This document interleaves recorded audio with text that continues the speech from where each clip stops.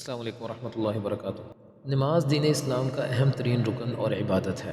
مومن کو چاہیے کہ وہ مکمل یکسوئی، استغراق و انہماک، خشوع اور خضوع اور بھرپور توجہ سے نماز ادا کرے۔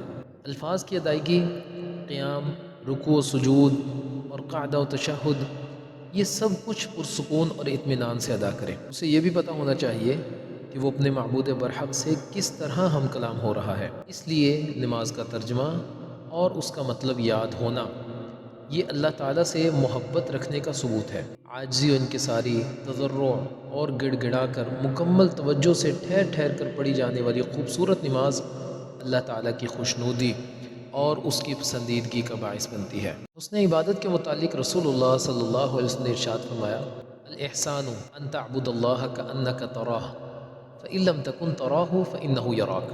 احسان یہ ہے کہ تو اللہ کی عبادت اس طرح کرے جیسے تو اس کو دیکھ رہا ہے۔ اگر تو اس کو دیکھنے والا انداز نہیں اپنا سکتا تو کم از کم یہ تصور کر کہ یقیناً وہ تو تجھے دیکھ ہی رہا ہے۔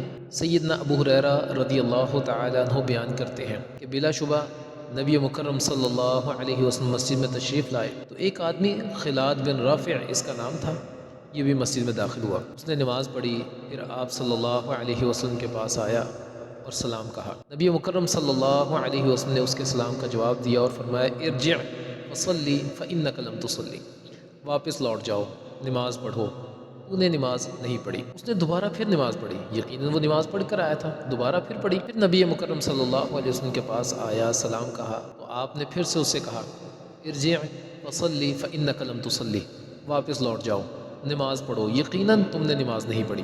اسی طرح 3 مرتبہ ہوا تو وہ شخص کہنے لگا: اس ذات کی قسم جس نے آپ کو حق کے ساتھ بھیجا ہے، میں تو اس سے خوبصورت نماز نہیں پڑھ سکتا، یعنی مجھے اس سے اچھی نماز پڑھنی نہیں آتی، لہذا آپ مجھے سکھلا دیں۔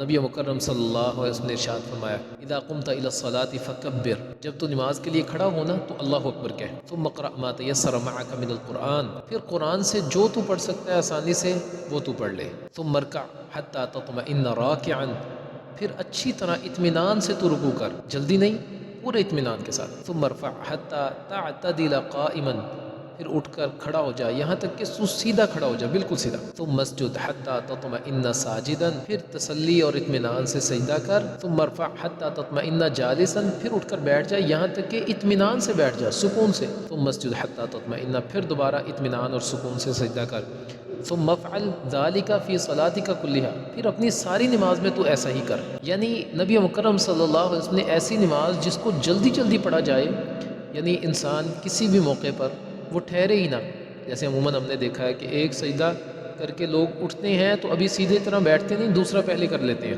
اسی طرح رکوع سے اٹھ کر مکمل سیدھے کھڑے نہیں ہوتے، سجدے میں پہلے چل جاتے ہیں۔ تو اللہ کے نبی نے ایسے نماز پڑھنے والے کو کیا کہا، جیسے ہم نے حدیث سنی: ارجع فصلی فإنک لم تصلی، واپس لوٹ جا، تو نے نماز نہیں پڑھی۔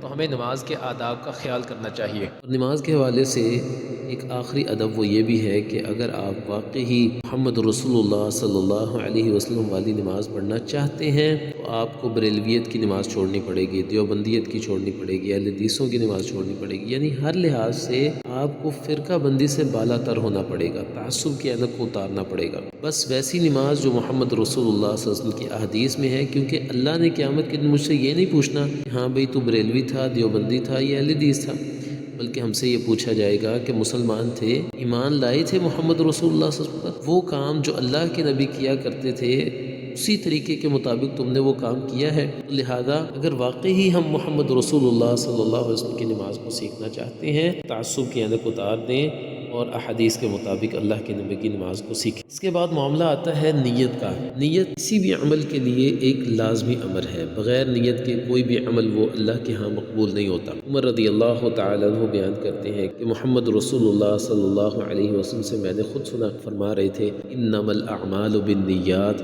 اعمال کا دار و مدار نیتوں پر ہے۔ نیت کا محل وہ دل ہوتا ہے، نہ کہ زبان ہوتی ہے۔ زبان سے الفاظ ادا کیے جاتے ہیں، نیت دل میں ہوتی ہے۔ اور کسی بھی نماز کے لیے آپ دل میں یہ ارادہ کرتے ہیں کہ یہ کون سی نماز ہے، اس کی رکعات کتنی ہے اور یہ کس کے لیے، یعنی اللہ کی رضامندی کے لیے میں پڑھ رہا ہوں۔ زبان سے نیت کے الفاظ نہ تو محمد رسول اللہ صلی اللہ علیہ وسلم نے ادا کیے ہیں، نہ ہی آپ کے صحابہ نے ادا کیے ہیں، اور نہ ہی ائمہ اربعہ میں سے کسی نے ادا کیے ہیں۔ کسی نے بھی ایسا نہیں کیا۔ یہ ہمارے اس دور میں اس کا آغاز ہوا ہے کچھ عرصہ پہلے، اور لوگ اس کو لازم سمجھتے ہیں، لیکن نیت کے الفاظ اگر یہ ہماری نماز کے لیے بہتر ہوتے، سب سے پہلے محمد رسول اللہ صلی اللہ علیہ وسلم کرتے۔ بڑی چیز یہ بھی سمجھنے والی ہے کہ اگر یہ دین اسلام کا حصہ ہوتے اور اللہ کے نبی نے ایسا کیا ہوتا تو یہ عربی میں ہوتے، اردو یا پنجابی میں نہ ہوتے یہ۔ اس لیے نیت جو ہے وہ دل کا ارادہ، اس کو نیت کہا جاتا ہے، قطعاً زبان کے الفاظ کو نیت نہیں کہا جاتا۔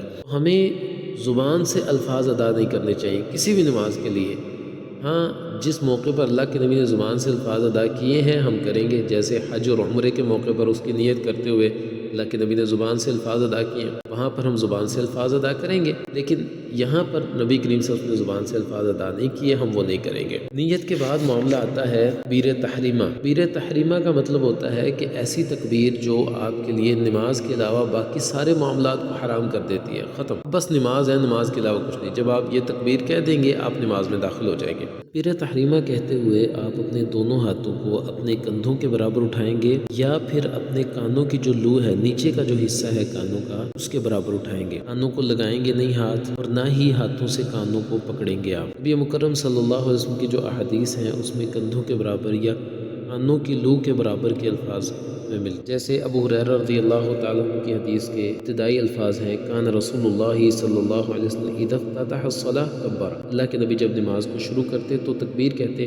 ثم جعل یدیہ حذو منکبیہ، پھر اپنے ہاتھوں کو اپنے کندھوں کے برابر اللہ کے نبی رکھا کرتے تھے۔ اسی طرح علی بن ابی طالب رضی اللہ تعالیٰ عنہ، ان کی حدیث ہے، فرماتے ہیں کہ ان رسول اللہ صلی اللہ علیہ وسلم کان یرفع یدیہ اذا کبر للصلاۃ، اللہ کے نبی اپنے ہاتھوں کو بلند کرتے جب آپ نماز کے لیے تکبیر کہتے، حذو منکبیہ، اور کہاں تک کرتے؟ دونوں کندھوں کے برابر ان کو بلند کیا کرتے تھے۔ ہمیں بھی چاہیے کہ ہم اپنے دونوں ہاتھوں کو ایک نارمل حالت، نہ تو انگلیاں بہت زیادہ کھلی ہوں، نہ بالکل ساتھ ملا کر ان کو، بلکہ ایک نارمل حالت میں جو ہاتھ ہوتے ہیں ان کو، ہاتھوں کو دونوں کو اٹھا کر کندھوں کے برابر، اور آپ کی جو ہتھیلیاں ہیں دونوں، ان کا رخ قبلے کی جانب ہوگا، قبلے کی جانب ان دونوں کا رخ کر کے دونوں کو اپنے کندھوں تک بلند کریں گے نارمل حالت میں، اور پھر آپ کہیں گے اللہ اکبر، اور یہ کہہ کر آپ پھر اپنے ہاتھوں کو باندھ لیں گے۔ ہاتھوں کو باندھنا کہاں پر ہے اور